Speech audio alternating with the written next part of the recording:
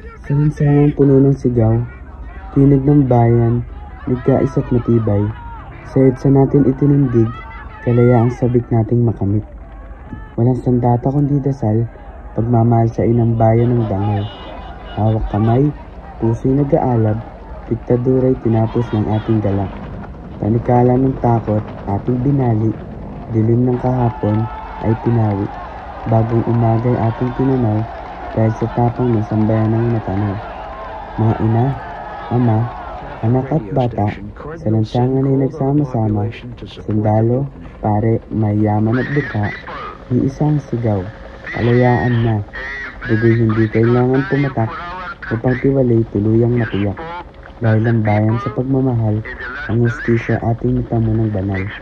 Ngunit huwag sanang limutin, aral ng kasaysayang kay tamis, kay pait, pagkakaisa ang ating sandigan, sa anino ng dilim, liwanag ang laban.